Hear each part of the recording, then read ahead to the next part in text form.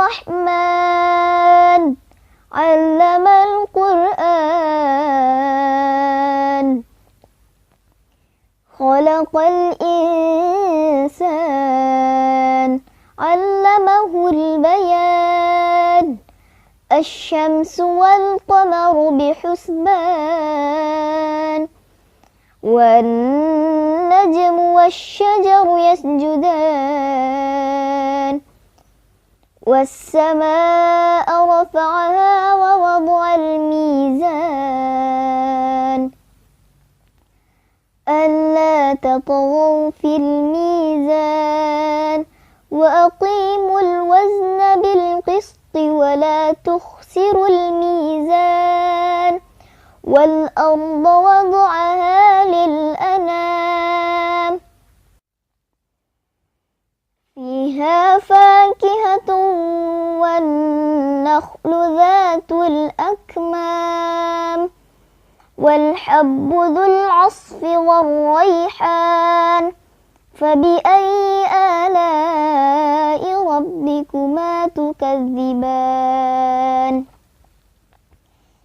خلق الإنسان من صلصال كالفخار وخلق الجان من مارج من نار فبأي آلاء ربكما تكذبان رب المشرقين ورب المغربين فبأي آلاء ربكما تكذبان مرج البحرين يلتقيان بينهما برزخ لا يبغيان فبأي آلاء ربكما تكذبان يخرج منهما اللؤلؤ والمرجان فبأي آلاء ربكما تكذبان وله الجوار المنشآت في البحر كالأعلام فبأي آلاء ربكما تكذبان كل من عليها فان ويبقى وجه ربك ذو الجلال والإكرام فبأي آلاء ربكما تكذبان يسأله من في السماوات والأرض كل يوم هو في شأن فبأي آلاء ربكما تكذبان سنفرغ لكم أيها الثقلان فبأي آلاء ربكما تكذبان يا معشر الجن والإنس إن استطعتم أن تنفذوا من أقطار السماوات والأرض فانفذوا لا تنفذون إلا بسلطان فبأي آلاء ربكما تكذبان يرسل عليكما شواظ من نار ونحاس فلا تنتصران فبأي آلاء ربكما تكذبان فإذا انشقت السماء فكانت وردة كالدهان فبأي آلاء ربكما تكذبان فيومئذ لا يسأل عن ذنبه إنس ولا جان فبأي آلاء ربكما تكذبان يعرف المجرمون بسيماهم فيؤخذ بالنواصي والأقدام فبأي آلاء ربكما تكذبان هذه جهنم التي يكذب بها المجرمون يطوفون بينها وبين حميم آن فبأي آلاء ربكما تكذبان ولمن خاف مقام ربه جنتان فبأي آلاء ربكما تكذبان ذواتا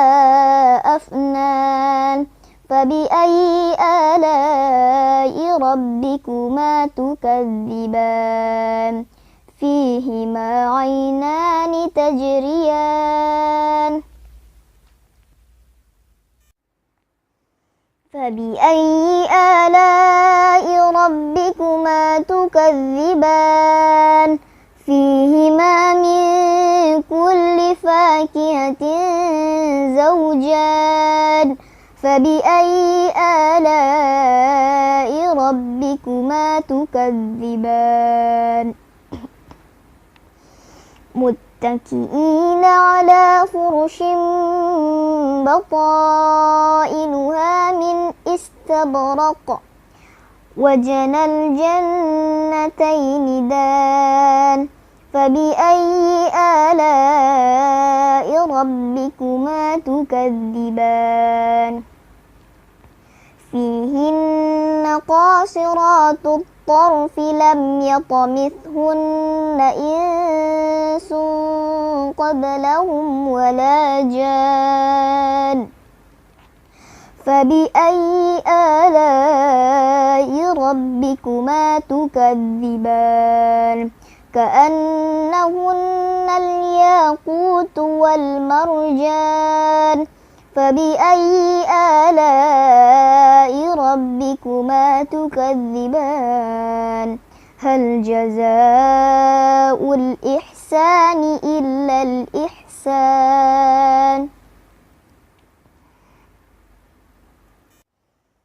فبأي آلاء ربكما تكذبان ومن دونهما جنتان فبأي آلاء ربكما تكذبان مدهامتان فبأي آلاء ربكما تكذبان فيهما عينان نضاختان